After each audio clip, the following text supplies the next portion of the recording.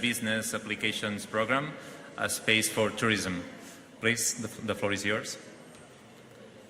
Okay. Are the slides ready?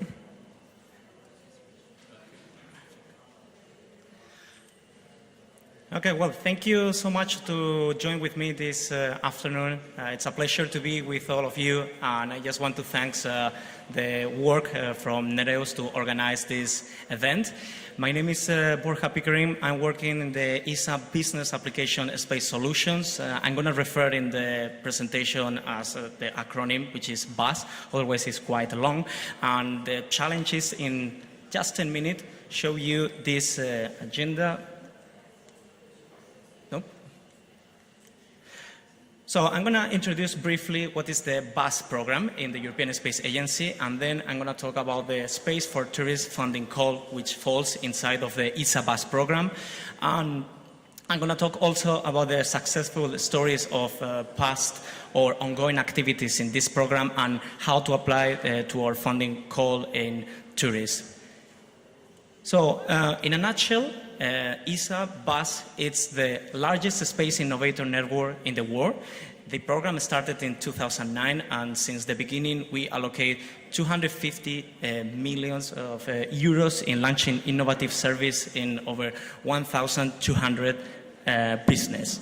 Around 35 of those activities are directly related with tourism, and it is interesting also to know that Italy or Germany are the highest number of projects that we have received in the last 5 years.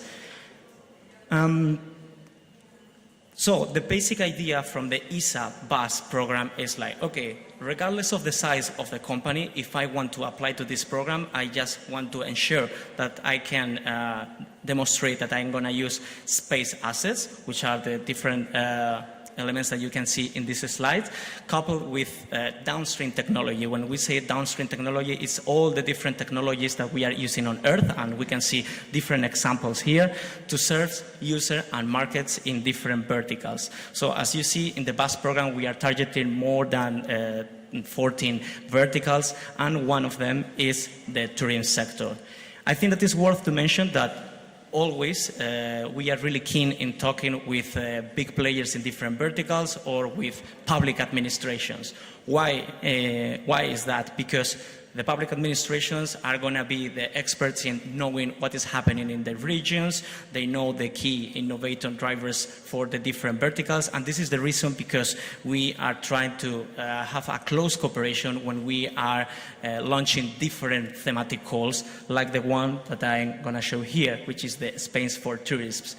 What you can see in the left side of the slide, it's all of those organizations that have been, let's say, we enter in a discussion with them, they share the different potential user needs, and they are also keen to be like the end users or potential customers of companies that wants to apply for this program for new potential solutions.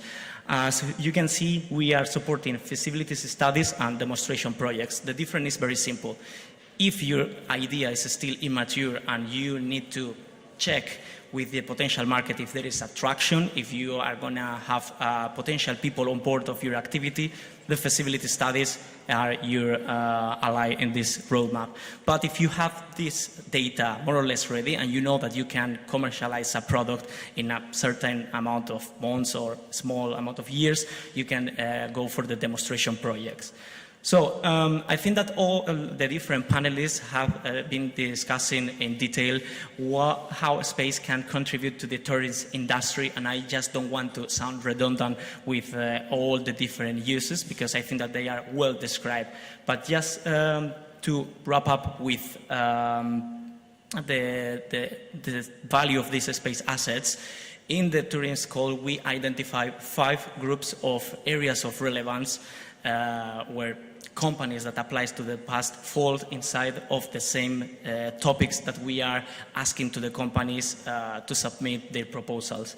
So the first, and I think that is really relevant, it's about the new business models after post-COVID-19. So we are talking about unmanned transport, how we can increase the amount of automation and use of robots, or the rural tourism, or how we are looking for the everywhere connectivity to travelers, or the active engagement with rural communities. The list of projects that I put here as an examples, I'm not going to describe one by one, but I just invite the people to visit the ESA BUS website, where this information is public, and you can see the different projects that are related in tourism. So for the second area of relevance, we have the seamless travel. So are those applications that makes or ensure that the tourist is going to have transparency and traceability during their experience in the different touristic areas. And I just want to mention, for example, Italian project called Amor through the Est Art web platform that tries to improve the decision making to move from the emergency interventions approach into a predictive restoration and conservation model by using satellite navigation or Earth observation and satellite communication. The third group of companies that have submitted proposals into the BUS programs are those applications that tries to empower the tourists to just react depending of unforeseen circumstances, depending of if there are natural or man-made, or if there are health issues. We can see different projects here from Czechia or Germany or Switzerland using different space assets. And those projects are also important for rescue teams that they need to get in contact quickly with tourists that maybe suffer any accident in the mountain regions.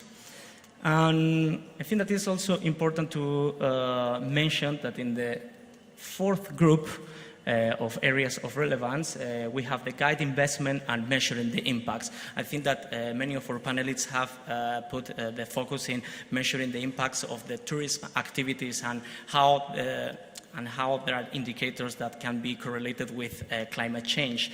I think that this is, we have an example of a company here in this event, Murmuration, which have been trying to address these problems in the BUS program, and probably he's going to give you more details. But there are other companies that have been trying to apply different indicators for this issue. And also, it is interesting to recall that the potential users and customers, thanks to these tourist indicators, they are going to allocate the money into different strategic programs. For example, it is worth to focus in the maintenance of our cultural heritage, or for the same, or with this money, it's better to build other type of infrastructures to arrest the experience of the different tourists that are coming to the different areas, for example, in Italy. And the last area of relevance identified is to all those projects that drive sustainable tourist development for helping to protect their natural environments, reducing the tourist impact that affects the climate change, promoting economical growth in rural countries, and fostering cultural appreciations. So, in a couple of minutes, I just want to show you how, okay, I'm a company regardless of the size, and I'm interested in applying to the ESA BUS, how I can do it. So what you must do is have a couple of easy requirements. One is to understand if, for me, it's worth to go for a feasibility study or a demonstration project. It's also worth to mention that you need to be based in one of the following ESA member states, that there are, we'll mention it there. I'm going to obviously send these slides to the Nereus to have to put it, to make the slides available for all the people that wants to have or wants to reach me to have different questions. It is important that all the companies that applies for this program, they need to contact with the national delegation of those countries and obtain a letter of authorization. Otherwise, the money can't flow to your project. And depending of the type of the project, ESA will finance 50% up to 80%, depending of the type of companies. For example, if you are an SME. And what you need to do is register your team on ESA Star registration website. Then you access the ESA Bus website to download the official documentation from the space to tourist call. And the first thing that you need to submit is an activity pitch questionnaire, which is a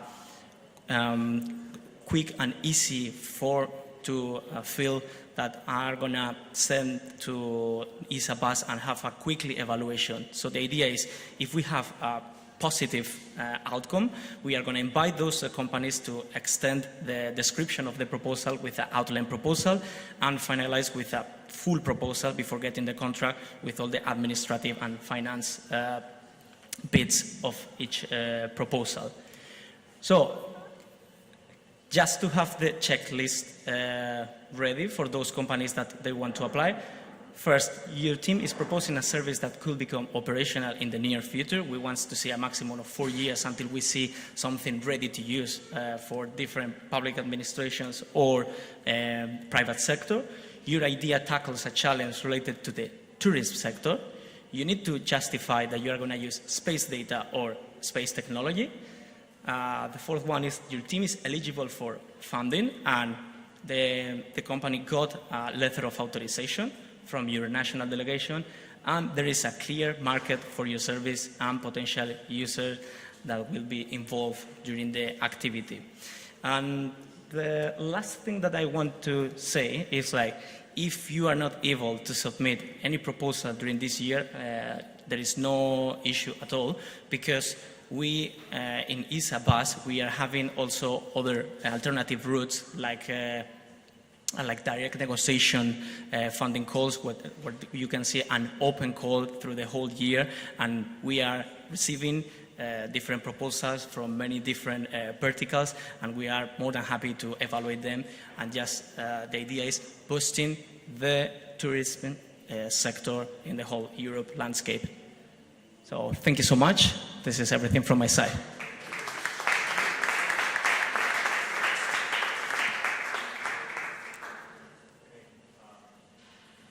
Thank you. We have maybe a few minutes for a couple of questions, short ones. There is one there.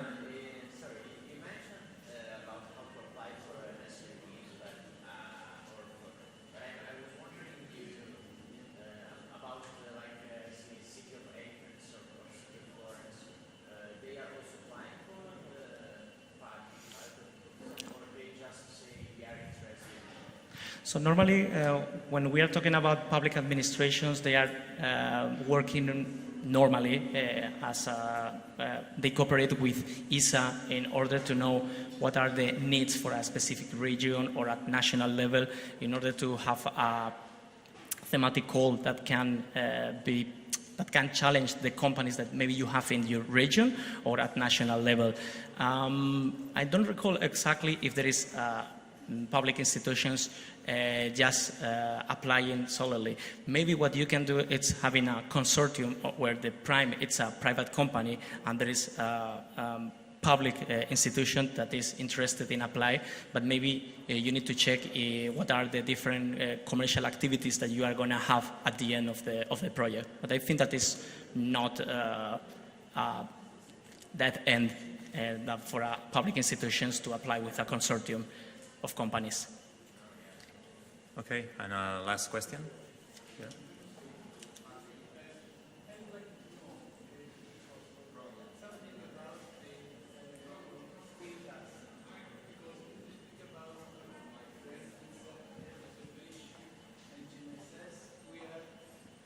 We can rely on European asset, but if we speak about communication, the situation is more difficult. And we are working in this area in order to have the availability of a communication network based on Starlink.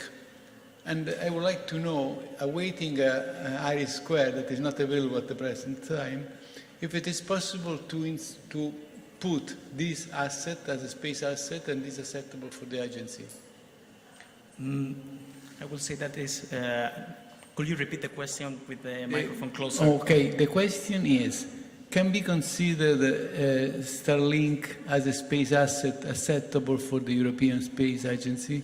So the short answer is yes, but obviously we need to evaluate other things in the proposal. But we obviously can we can say that it's eligible. For I understand the point, so I accept as positive your answer. Thank you very much. Yeah.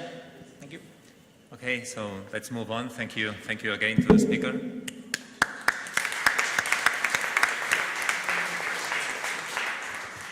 So let's move to the last roundtable of today. Before that, I think that it's very appreciated that you keep staying in the room and paying attention to this very interesting roundtable that we will have right now. With, I believe, it's the largest number of speakers in the roundtable. So this will be very interesting for sure. And before that, I would like just to say just a couple of words on my behalf. So my name is Josep Colomé. I'm working at the Institute of Space Studies of Catalonia, and I'm happy and proud to represent the interest of Catalonia region in Nereus, and in particular in the management board too. So this is a privilege, and I also appreciate the invitation to moderate this table this afternoon. So and just a quick announcement related to that. We are going to celebrate in Barcelona the newest Space Economy Congress, the 22nd and the 23rd of November. And I invite you all to check the program in the website and invite you to attend the meeting that for sure will be very happy to welcome you in Barcelona at that time. So let's now move to the roundtable, and we will start with a presentation of Tarek Habib, the Chief Executive Officer of Murmuration, who will be talking about putting numbers on sustainable tourism. Thank you, Tarek. Thank you very much for the. I didn't start yet. Just kidding. Thank you very much for staying. Indeed, it's a long day, but it's been full with very interesting talks. So it's looking forward to present you what we do, and do not hesitate if you have questions. So, we're talking about tourism. We've seen in with previous speakers that tourism is something that is really essential for the economic activity. So it's something that's really key. And despite that, very recently, the Secretary General of the UN, for the occasion of the World Tourism Day, that was yesterday actually, but he published this last week, he said a sentence that is quite key. He said that everything do not depend on tourism, but tourism depends on everything. So, put this way, when we're talking about the climate challenges that lie ahead of us, we could have the impression that tourism is only a spectator, and he would just try to live with whatever comes into his direction, while actually we prove, and obviously the actions that we take in whatever sector are key in order to overcome the future challenges that we have. So tourism, we've been reminded that it's about 10% of European GDP. It can be more or less, Italy 13, Malta 30. So it's a considerable part of the European economy.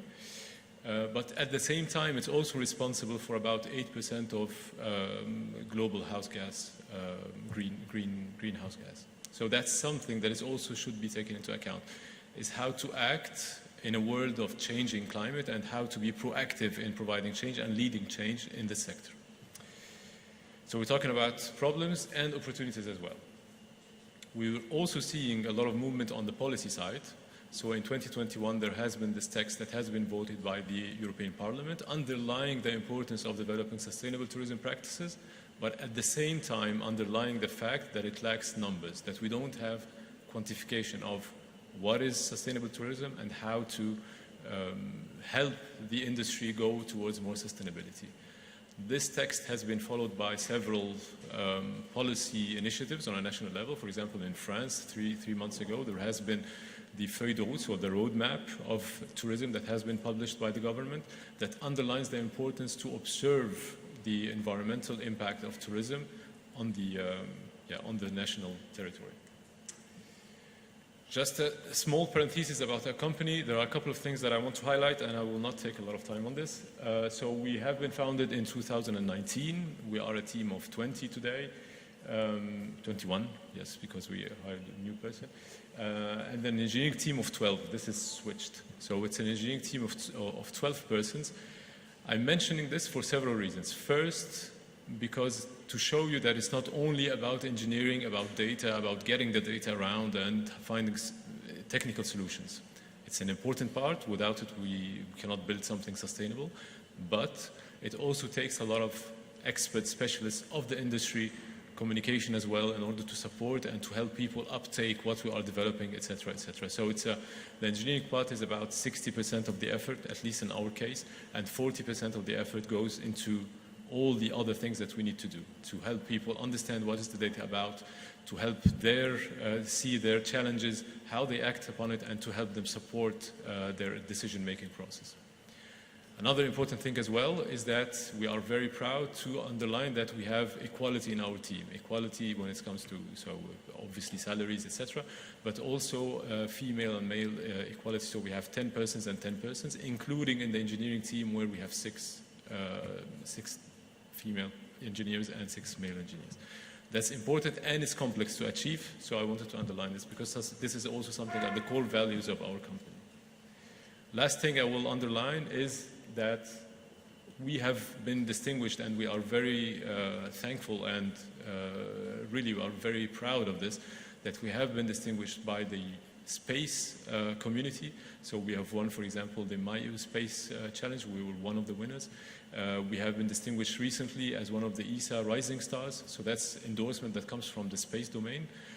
But there's also something else that counts. It's from the tourism domain that the UNWTO, so the World Tourism Organization, has also endorsed our solution, our services, and they underline that their operational ability helps destination reach the Sustainable Development Goals in a challenge that encompassed 2,000 companies from 100 countries. So it was something that is extremely useful.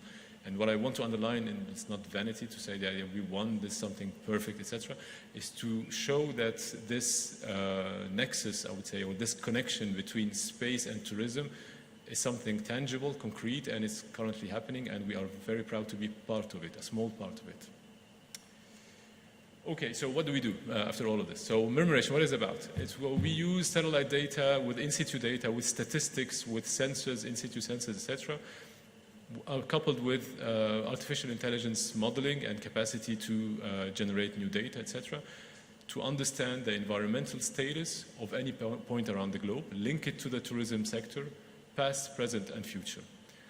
Something very interesting that we have in satellite data is that we have a magnificent time machine. I always like to say that, because it allows us to go past in time to see what was the status 10 years ago, 20 years ago, in some cases 40 years ago, to see what was the status on the ground and to accompany this change and to see, okay, so we implemented this policy, that was its actual effectiveness or actual impact on the vegetation, on the air quality, for example, stuff like that. So to follow the temporal trends. The other thing that's magnificent about satellite data is that they are available everywhere, especially since the creation of the Copernicus program. So we have this magnificent tool that allows us to have data, common data, despite or independently from the local capacities or national capacities of the destination. Some of them have in-situ sensors, others not. Depends on the budgets available, priorities, etc. But satellite data provide us with a reference. It has been mentioned by Alessandra Tassa, I think, from European Space Agency earlier today. This reference layer is extremely useful. So we're starting from this point, we go into the environment and we cut it into this 6 quantities that you can see here. So air, water, biodiversity, land uses, climate change, and human flows. We create indicators out of this, if it works. We do? Yeah. Okay. So we create these indicators out of this. So I will not obviously enter in the details, you will have them between your hands.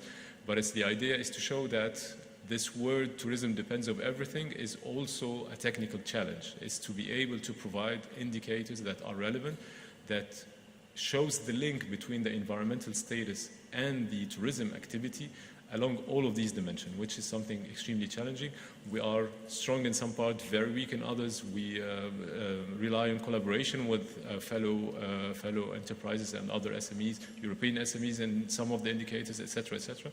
But the fact is that if we want to address tourism, we need to have a collection of data that is precise and that is actually relevant expert data in very wide variety of domains. I will say a couple of examples because I know that time is running out. That's an example that we actually put it between the hands of the Malta Tourism Authority. That is one of our clients. So it's actually to model what would be the impact of climate change, in this case sea level rise, on the different tourism infrastructure in their area. So we're talking beaches, cultural heritage sites, etc. To provide this, I would say, easy-to-use map, it took a lot of effort because we needed, for example, a very precise 3D model of the area. We needed to be able to project the climate projections, etc., and to show, okay, what would be the impact there, what is the impact at which probability, and to provide them with a very easy-to-use map to show this area will be for sure impacted by sea level rise, while this other area will probably be impacted. So that's the two different indicators. Temperature, this is something also to project, okay, what would be the impact of climatic projection on heat, for example, on a specific area. This is not only something to see, oh yeah, it will be hotter in Malta, for example. It doesn't stop this here, because the dashboards allow to integrate a whole range of studies that they had, and to actually say, okay, if we go into these temperatures, it means that we will have an additional electricity load, that we will need to be able to generate more electrical power. And in this case, we need to liaise with our colleagues from the Energy Ministry, for example, to show them this. And by 10 years, in 10 years, we are relying on tourism. 30% of their GDP relies on tourism. If we want to keep up with the same level, despite climatic considerations and sustainability, but if we want to keep up with these levels, we will need to generate more power, because higher temperature means higher AC and required power in the island. You have 1 minute. 1 minute? Yeah. Okay. I'll provide just two more examples and then it will be it. So this example was regarding air quality. All of these dashboards, I'm really sorry to show them in this barbaric way, but they are interactive. You can zoom, you have pop-ups, etc. But it's just to show you the expert knowledge that needs to be put there. So we did a full study of air quality in Malta, and one of the outcomes and conclusions of this study was that 80% of air quality that is on this island, in this place, actually does not depend at all on them. It depends on the maritime route that passes just across their beaches. What does this mean? How does this can be taken into account? Very simple. In terms of priority, when they're talking about environmental implementation, for example, they were talking about a restriction regarding cars in order to enhance the air quality, etc. Well, based on this study, this should not be the priority area. It should be probably look into another area, because whatever you do on air quality, you have an 80% condition of your state is conditioned by something that you cannot control. Another example here, just to show also the types of trade-offs that we can have. So study of vegetation. In order to build this vegetation profile, we compiled 10 years of data in order to build this type of profile. But what does this tell us? It tells us something key, that the areas, the Gulf resorts, the areas that are watered in Malta are in a better health than the natural areas. Is this something that they want? Definitely not, because they have, in Malta, all water comes from desalinization, for example, and the priority should be put on making the water available for the natural areas or agriculture, but definitely not for golf resorts, even if some people might like golf. But it sets the priorities. The indications and the measurements that we provide helps them really set the priorities and to say, okay, we will act on water, we can halt a little bit our actions regarding air quality, and we can focus on, for example, vegetation and flourishing things forward. Last thing, and this is really the last slide. It's the last slide. It's the last. This is what I like to call the digital twin for tourism. So this is actually where everything comes in play, and where we provide a tool where we have on the top part, this is the observation, the environmental observation that we've seen earlier, and at the bottom part, we actually show by specific sector, geographical sector, what is the most, the area that is most adequate for a specific activity. So that's something that we can provide in all the territories. So for example, if you want to nature, adventure, etc., this is the best place to do according to the environmental conditions. And most important thing, this is where it becomes interesting. It really allows you to play different scenarios, to say, okay, I will implement a policy that will allow me to have better vegetation. What would be the impact on the activities that I have in this area? And that's it. That's it. So thank you. Thank you very much. Thank you very much. Okay, so we are moving now to Raffaele Sant'Angelo from GeoCart, who will be Digital Lighthouse, that will be presenting the integration of digital solutions for the immersive enjoyment of cultural heritage application for sustainable tourism. Thank you, and I appreciate if we stay to the 10 minutes maximum, because six people will be... I will try to stay in time. Thank you. Good afternoon to everyone. Thanks a lot to the team of Nereus for the well-done organization of the symposium. And in my presentation, I will focus the attention on our way of integrate digital solution for the immersive enjoyment of cultural heritage. GeoCart and Digital Lighthouse are two companies based here in Basilicata region, and they work together in some project where they put in a common collaboration their synergy based on the specific skill. GeoCart is an engineering company that works from more than 30 years in Earth observation application, and Digital Lighthouse is a newest company that works in digital application and use of computer graphic and virtual reality application. So what we made together under the same head is to put together the both experience of this company to develop integrated solution for the digital cultural heritage application. And this kind of application is in a lot of cases based on the use of satellite and data, aerial surveys and terrestrial survey, because a lot of information necessary to develop this kind of new application could be based on this kind of point of view. I totally agree with the approach of Mr. Professor Vito Albini that say, as an enterprise, we have to put a look at demand, the requests of our user, the administration. And so after receiving the demand, we have to go to give answer, also finding in space and aerospace solution how they can assist in development of our solution. As you know, according to the latest UNESCO heritage, we have in the world more than 1,100 sites.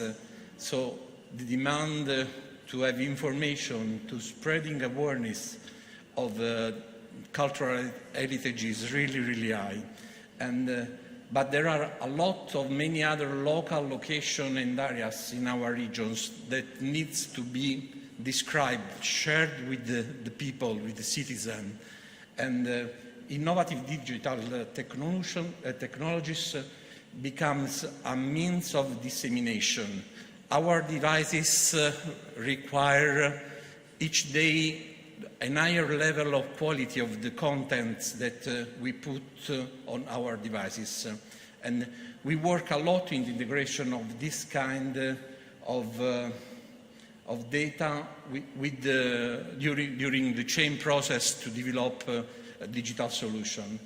And in this slide, you can see that in all the process for the digitization of cultural heritage, there are a lot of items where in navigation and geolocalization system, in aerial and terrestrial surveys, in the use of satellite data, and also in the use of images, orthophoto, cloud points. Each of these information are useful to give data to be integrated in a 3D model and a 3D reconstruction for the digital experience. Now I will show just an example of one of the projects that we have developed. This one will be delivered in the half of next October. Is Tito Digitale, the name of the project. Tito is a small city close to Potenza here in Basilicata region. We developed a two applications integrated under the same solution, an app mobile that will be available on Google Play Store and Apple Store, and we develop also a virtual reality, because the enhancement of the main project objective is the enhancement of the Satrianum Tower archaeological area in Tito, and also enforce knowledge about several sites in the municipality of Tito. And in the app mobile, as you can see in a short video, we underline the importance to present archaeology area as a description and other technical information, images and videos. We develop also a video game, a treasure hunt for young people, students, but also for men and women. And in three-dimensional virtual reality, we developed our 3D reconstruction of a cathedral church. All the data, okay, in this video you can see some of the result that we reach. It's possible to see video. This is the archaeological area, how actually is. This is a tower, but we bring this area in the past, and we make the three-dimensional reconstruction based also on the use of satellite data, three-dimensional data acquired by aerial survey. And here you can see that there is a map on the app, and the user, when is in the area, can use navigation system based on the satellite data, can make requests to know information, technical information about the description of the specific site. There are images, there are also three-dimensional reconstruction, and you can choose also to launch a video to say how this building was in prehistoric era. And this is what actually we have in that area. And also it's possible to see the 3D reconstruction that we made, starting from a base of aerial survey data and the 3D reconstruction made on the base of historical data and information. And as this technical sheet, there are for each site a technical description, images, videos, and so on. And maybe not possible to go forward in the video, just another short experience for this oldest building. Each content has to be reconstructed on historical basis information and on three-dimensional information. And the second part of mobile application, as you can see, also use GPS information and navigation system, because you can live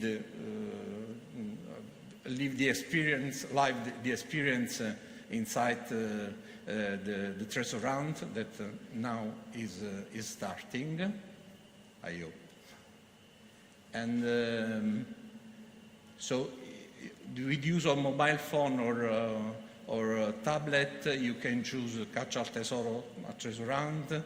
You can have information about some specific site in the city municipality, and go on. At the end of the treasure hunt, you win a free ticket to have the virtual reality experience. And now there is just a short video where you can see the area of archaeological Satrianum Tower reconstructed, and it's possible to see this kind of experience with use of visors, and having also interaction with the ambient that are with high fidelity reconstructed in in our experience. And the main benefit of use of this digital solution for the cultural heritage are summarized in this last slide that you can find on my presentation. But in any case, it's really, really important that maybe people don't know when see the result which are the sources of the data that we used. And I can confirm that the use of satellite data, aerial data, and terrestrial reconstruction of surveys is really, really important for having this kind of solution. Thank you so much for your attention.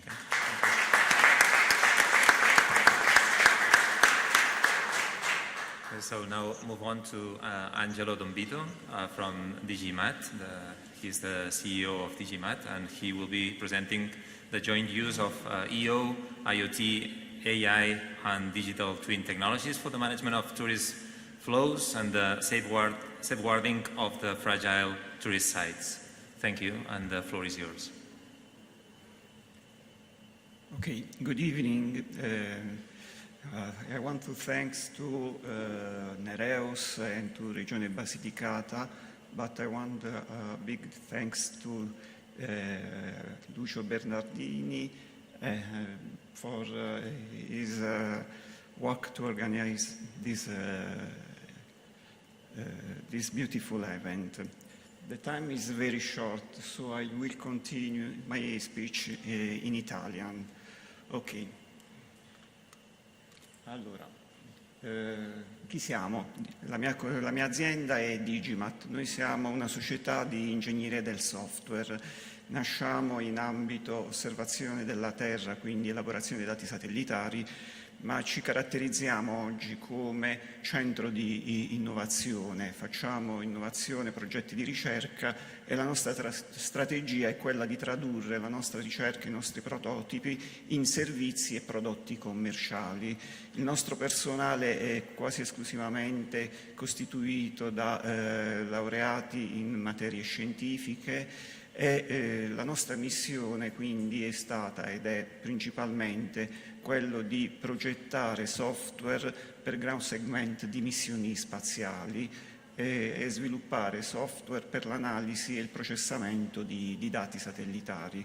Oggi la nostra missione è anche quella di utilizzare queste competenze congiuntamente con le tecniche di intelligenza artificiale e le metodologie del digital twin da applicarle anche sui flussi, sul monitoraggio dei flussi turistici e sul monitoraggio dei siti di interesse turistico, siti tipicamente molto fragili.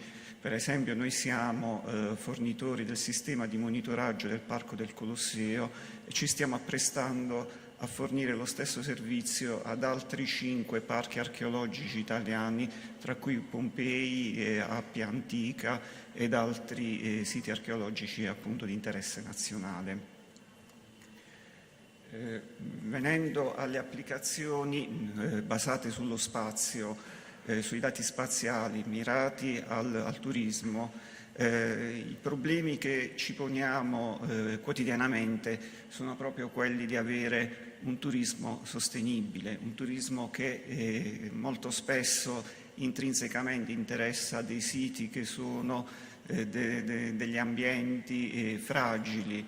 Abbiamo in Italia varie esperienze, da Venezia a Roma, ma la stessa Matera ha un ecosistema molto fragile e non sempre preparato ad accogliere i flussi turistici, per cui un monitoraggio e una gestione dei flussi diventa indispensabile. È anche indispensabile poi garantire una fruizione al turista dei beni delle città, dei siti turistici, affinché siano privi di rischi, privi di affollamenti e quindi i rischi tipici della presenza di grandi afflussi turistici. C'è anche l'esigenza di dare le informazioni al turista affinché possa organizzare al meglio la propria esperienza di visita, anche tenendo conto delle accessibilità, quindi tenendo conto delle eventuali disabilità. qual è la nostra sfida? La nostra sfida è quella di utilizzare sia le tecnologie satellitari, quelle dell'Internet of Things e le metodologie dell'intelligenza artificiale e del digital twin per fornire uno strumento soprattutto alle pubbliche amministrazioni, ai gestori dei siti, affinché abbiano uno strumento, una console che consenta loro sia di monitorare quelli che sono i flussi turistici, ma anche fare pianificazione, simulare degli scenari che gli permettano anticipatamente di prevedere delle situazioni di crisi, critiche che non necessariamente devono essere gestite dopo che si sono verificate, quindi utilizzando le tecniche dell'intelligenza artificiale applicata ai digital twin è possibile fare simulazioni di scenario e quindi intraprendere anticipatamente azioni correttive e controllare quindi i flussi turistici, che dà come vantaggio indotto sia quello di preservare i siti fragili, ma dall'altro canto garantire al turista un'esperienza di fruizione più tranquilla, senza affollamenti e senza particolari problemi. Abbiamo già delle esperienze in questo senso, perché abbiamo realizzato un'app dedicata al turista proprio per Matera, capitale della cultura europea per il 2019, e poi abbiamo realizzato un sistema dedicato a più comuni della provincia di Matera e di Potenza, dedicata alla gestione dei flussi dei camminatori sui percorsi di interesse religioso e culturale. Su questo poi ci torniamo dopo.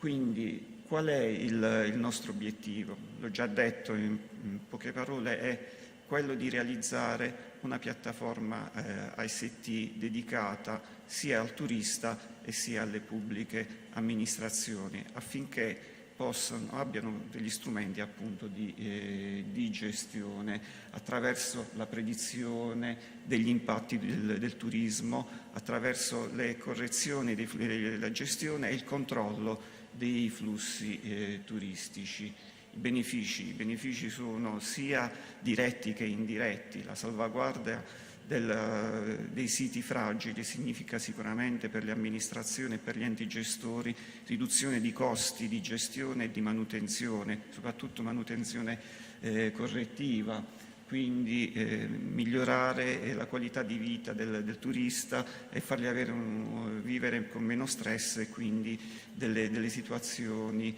ottimali di visita. Qual è il rischio? Il rischio è quello che non si riescano a raccogliere tutti i dati che servono per poter gestire un gemello digitale, cioè tutte le amministrazioni si devono dotare di un gemello digitale, ma è una nuova concezione di smart cities. La tendenza è quella di organizzarsi tutti per gestire dei digital twin. Vorrei soffermarmi adesso sulla realtà che è quella della realtà della Basilicata, che molto probabilmente è comune ad altre zone dell'Italia ma anche dell'Europa. In Basilicata abbiamo pochi grossi centri che stanno crescendo, tutti gli altri comuni stanno diventando sempre più dei borghi di piccole dimensioni, addirittura alcuni sono irreversibilmente dedicati allo spopolamento e alla morte sicura come cittadini appunto.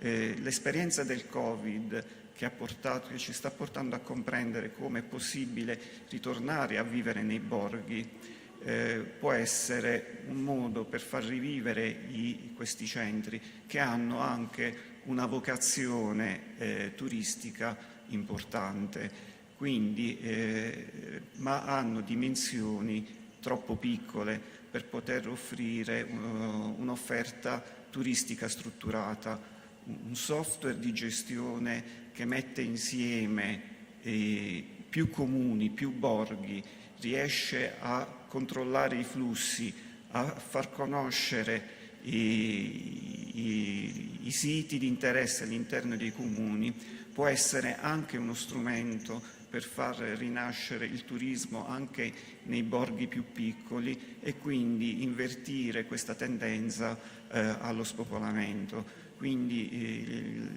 la nostra aspettativa è quindi riuscire a creare un sistema di monitoraggio, di supporto alle decisioni da dare anche ai piccoli comuni coalizzati messi insieme per poter offrire, per poter costruire un'offerta turistica strutturata, altrimenti impossibile.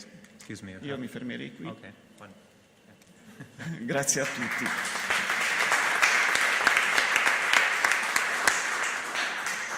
Thank you, Angelo. So let's move on to the next speaker is Filomena Cucciaresi, the Managing Director of OpenNet Technologies, who will be talking about from rural to global, space technologies to innovate tourism. The floor is yours, Filomena.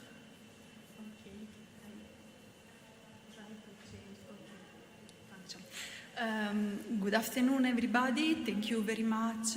Thank you to Nereus organizers for this invitation. And thank you to the speakers that have already shared with us their contributions, because I really found several suggestions and links with what our job is and what we are doing every day. Today I want to share with you the result of a demonstration project that we have realized within the BUS program of the European Space Agency, with the support of both the Italian Space Agency and the European one, based on the use of satellite applications in association with other space technologies and space-related themes. But before moving to the description of the project, I want just to introduce my company, OpenNet Technologies, a small-medium enterprise located here in Matera. OpenNet was founded in 2000 and started its business in the satellite TLC sector, designing, developing, and managing advanced satellite network for both public and private companies, entities. Thanks to this experience and the constant collaborations with both the private sector and institutions, including the European Space Agency, the Italian Space Agency, the Food and Agricultural Organization, UNDP program, NGOs, we have realized several research and demonstration projects aiming at developing SATCOM application in support of various sectors, in support of electoral processes, teleeducation to give broadband access to rural schools in African countries, but also here in Italy, health, edutainment, acceleration program. Thanks to this experience, in 2018, we want to leave something operational on the territory. We want to play the role of a facilitator for next generation and for the technology transfer in the field of space technologies. So the SparkMe project, launched in 2018, is a result and is now on the market. So after the research and demonstration activity, the initiative has been supported in the initial stage by the Italian and European Space Agency, but now the initiative is a private initiative as is on the market. The project was implemented on two main components: an accelerator for the technology transfer to startup innovators that want to propose initiatives and ideas using space technologies, and the SparkMe Space Academy, that is an academy, a scientific site that have the aim to disseminate scientific topics, scientific culture to next generation and transform each student in a tourist, improving also the quality of the tourism offer on the territory. And we are speaking of a territory that is affected by low population, low density, a decreasing trend in activity. So it's important to have attractors that can improve and offer additional path to visitors and tourists. The challenges are twofold. From the tourist perspective, the academy can contribute to enriching the local and regional offering by promoting the scientific heritage that we have, thanks to space exploration, space mission, SATCOM application, space data that can be made available for research for students. So with the aim to realize a more educational, experiential tourism on the territory. From the educational side, this is an outreach education because we speak of informal education with storytelling the space to primary schools, to higher schools, to specialized schools, till university stage, in order to contribute to reverse the negative trend that is affecting the number of young people deciding to take up STEAM-related topics, and within this, the space plays an important role.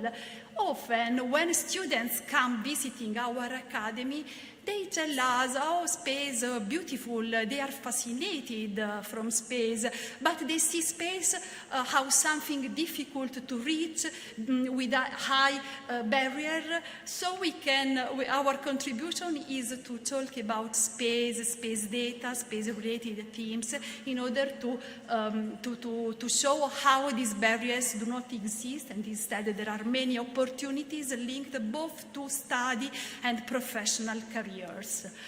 The Academy is a single structure of approximately 4,000 square meters, hosting exhibits, hosting VR system, advanced technology system based on augmented reality. We host a planetarium, a 5D cinema, in order to propose an immersive experience to visitors, to students, to tourists, and live a journey that starts from Earth to reach the moon, the red planet, the Mars planet.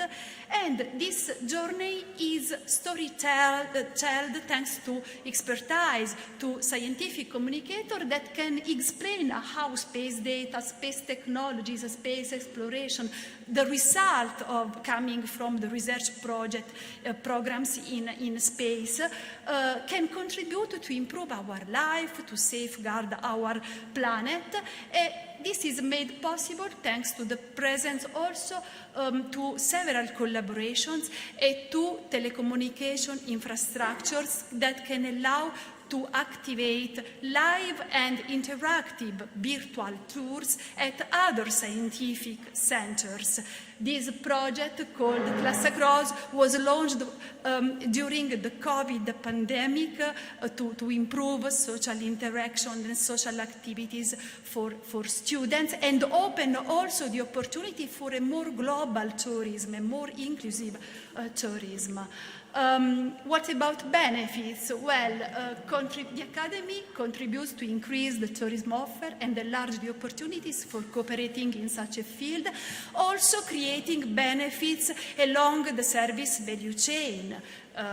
Thinking about the income service, transport service, is a real attractor on the territory, offers distance live and interactive visits at other cultural and scientific centers, so we can provide a perspective of global and inclusive tourism also for people that cannot move outside their region, offers an innovative approach to discussing space and the related opportunities to engage both young and old students, old people, experts, as well as those that are encountering space for the first time.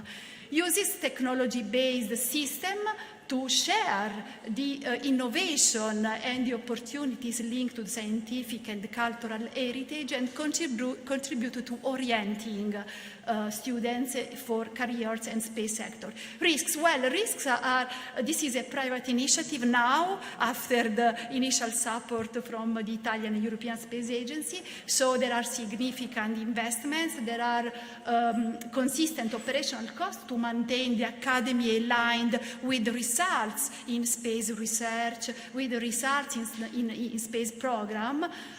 Future steps, we would like to increase our partnership, our collaboration agreements, and increase our marketing and communication activities to strengthen this attractor that can intercept additional visitors for our region. Thank you very much.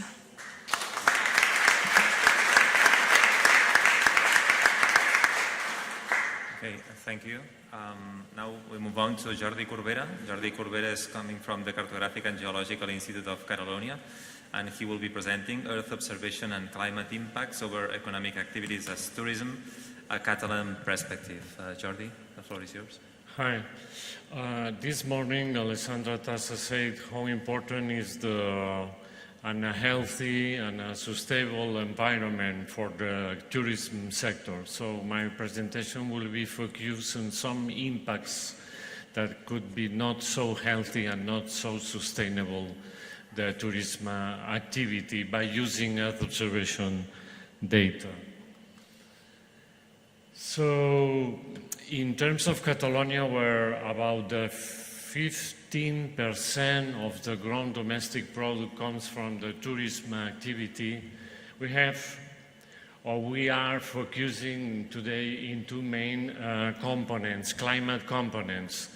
One of them with a direct impact is the component about the extreme heat and comfortability and so on. And the second, an indirect impact, it's about the water resource in terms of quality and in particular scarcity of this key resource, very demanded for the tourism. So one of our experiences is that the tourism sector prefers to focus on more obvious immediate processes and phenomena that easily to quantify.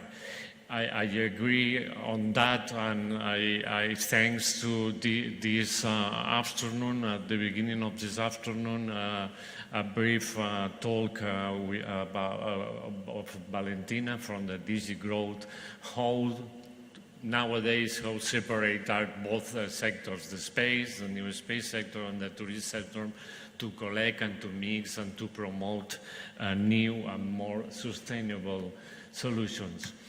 Well, has been shown in different slides, in different presentations, just to focus in particular in the temperature at night, okay? Because in our experience, the main problem is the temperature at night, the tropical nights. During the day, it's a question about the comfortability, but during the night, it's a status of health. It's critical in terms of health, the temperature at night, are increasing the number of tropical nights and so on. So how in Catalonia, or how from ICGC are analyzing these phenomena? I would like to remark that all the images, all the product, service and so on have an end user just behind, with more than 2 or 3 years of experience using these data and service, but not from the tourist sector, okay? So we have different airplanes with different long-way infrared thermal sensors, and we fly with a resolution about 2-3 meters at night, the temperature of the surface, just because at night it's a healthy problem, and in particular the temperature of surface related to the air temperature, it's more close one to the other. Okay, we have nice image about what are the heat, its concentrate, its focus, Okay, and then we can share all this data with other sort of geoinformation about the sort of materials, the socioeconomic figures, and so on and so on and so on. But what's the problem? The problem is that we cannot fly each day or each night with this sensor, process the data, and so on. It's not viable from an economic, or it's very costly from an economic point of view. So we need satellite data.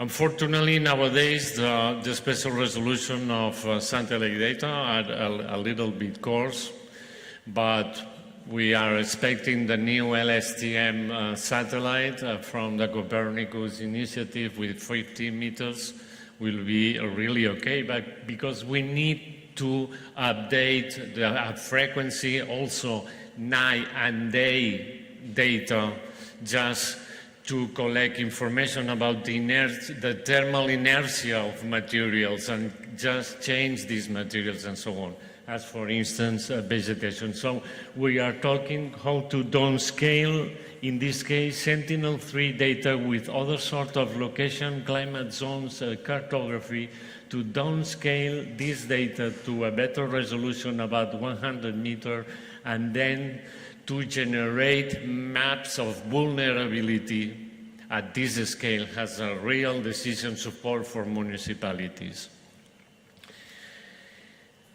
Here you have some data about anomalies in the next 30, 40, 50 years in terms of precipitation. Maybe a little bit more difficult than temperatures to simulate and just to, but it's clear that the scarcity of water, precipitation, and so on increase in the Mediterranean basin, and in particular also in Catalonia. So we need to manage very carefully the quality and the availability of water.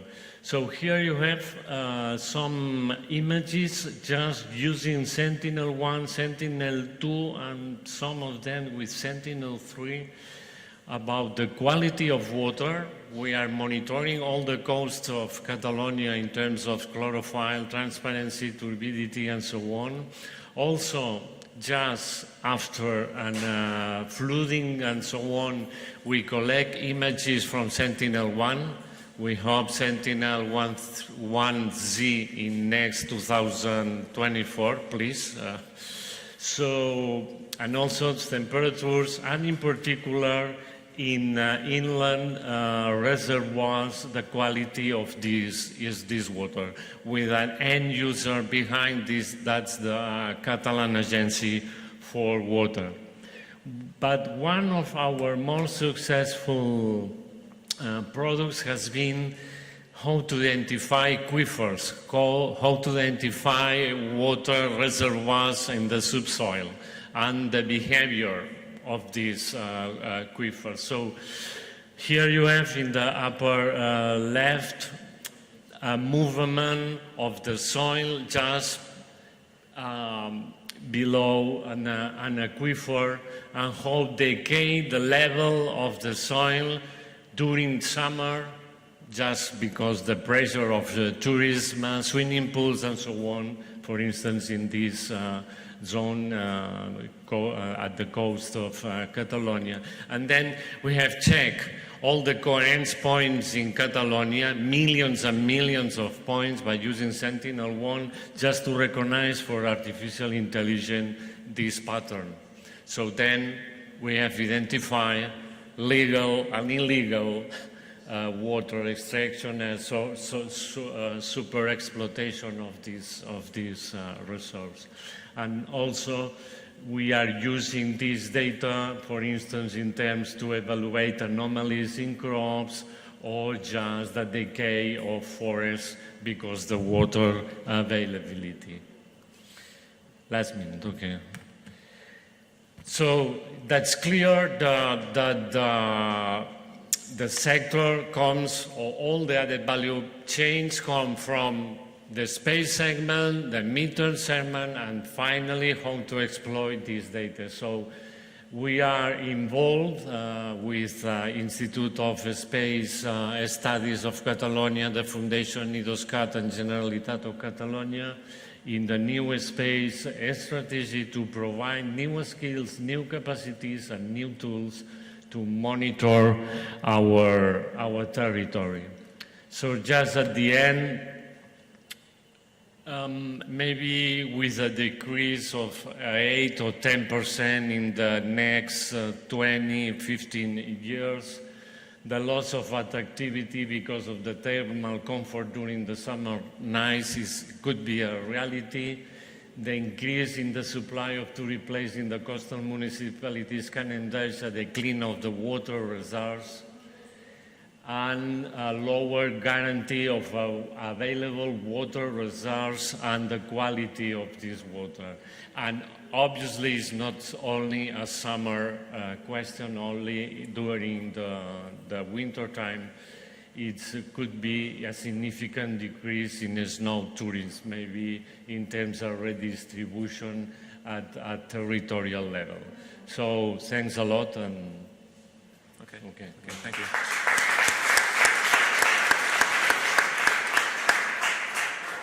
Okay, so let's move, and last but not least, we'll have Noemi Zavari, the co-founder of Astrotectonic, who will be talking about from above and below, seismic activity management system, optimizing tourism and agriculture. Noemi, the floor is yours. Thank you. Hi everyone, I'm Noemi Zabari. I'm co-founder and co-CEO of Astrotech AI. I promise I will be quick, for sure. So today I will start with a question. What can be worth $50 million? I know it's a weird question and quite difficult question. I had to do research to know. And for example, some kind of aircraft can cost $50 million, or very expensive jewelry can cost $50 million. But also, to recover the industrial sites of Thales Alenia Space cost more than $50 million. This company is producing electronic components and composite materials for space missions. They, for example, were producing some key elements for ESA's Sentinel-1 radar system. Their facilities, they were destroyed in 2009, and the facilities are in L'Aquila region. And destruction was because of an earthquake. This earthquake was a tragedy. More than 300 people died, 15,000 injured, and $60 billion in damages. Such damages are happening for every bigger earthquakes. We have more than 30,000 deaths and more than $20 billion in damages on average each year. The earthquakes, they are causing mass panic, they are causing tsunamis, nuclear waste spills, that they can damage whole cities. So the question is, why do they still cause such damages? Why can't we predict them, like, for example, the weather? Well, I don't know the answer for that question, but I know what we are based on today. Today, existing systems, they are based on detection rather than prediction. This is a huge difference. Detection means that you can have an alert a second of advance notice time. And that's why we are working on the system that will be able, that is prediction-based, and it will be able to send alerts hours and even days of alert before earthquakes. It turns out that information about upcoming earthquakes, they can be seen faster from above, like looking into space, rather than looking at seismic activity. We are using for that Earth observation data and analyzing cosmic radiation. In regards to Earth observation, we call it the first channel. We are looking at SAR interferometry, so it's ground displacements. For example, Sentinel-1 can give you that data, and thermal imaging. So we are looking at changes in land surface temperature by a couple of degrees in Kelvin that is happening before major earthquakes.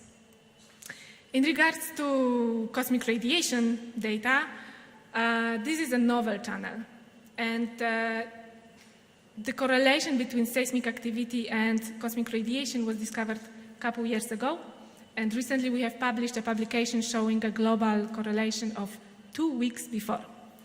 For that innovation, we started with historical data. We have created the machine learning models for that, but historical data from open sources, they are not perfect. So we developed our own devices, cosmic ray detectors.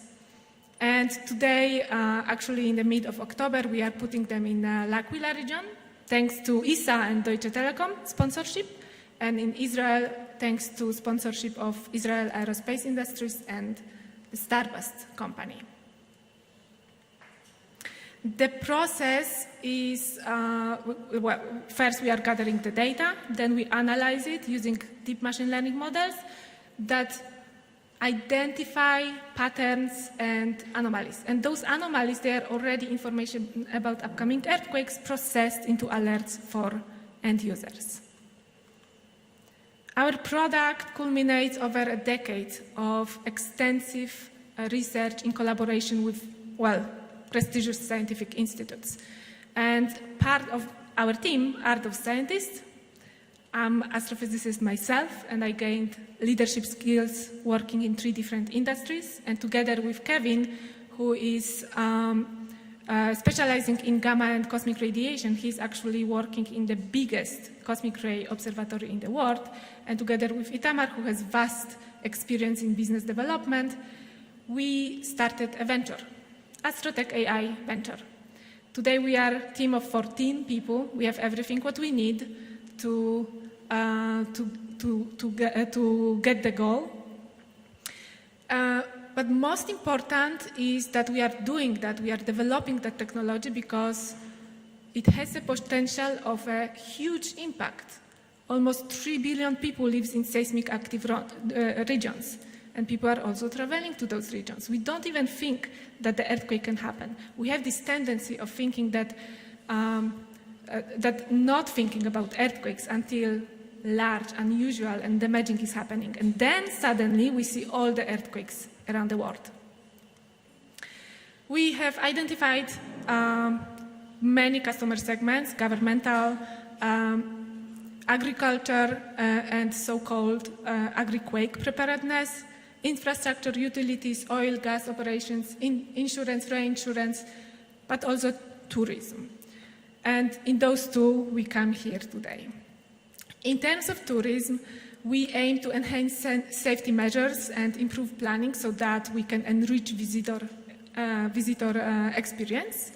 And in terms of agriculture, we aim to have a good risk assessment, to optimize resources, and to have a good adaptation towards climate change.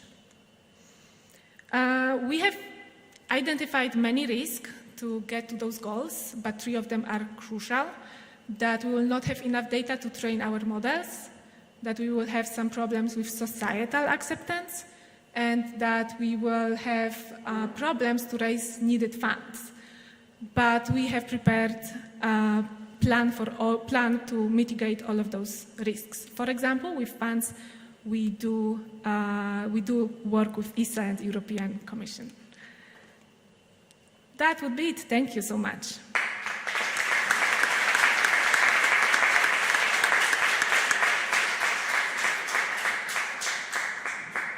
Okay, so that's the end of this roundtable.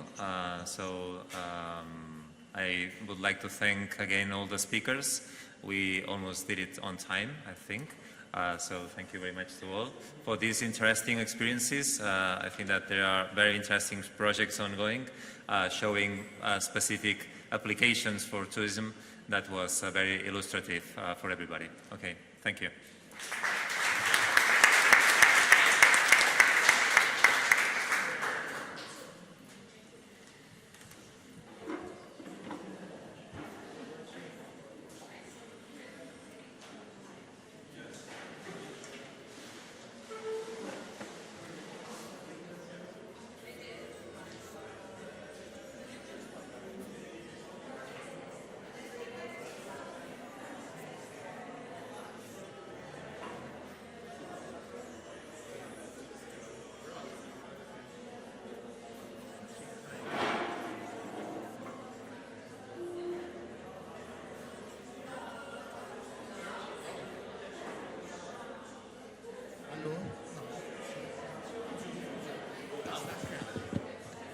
Sure.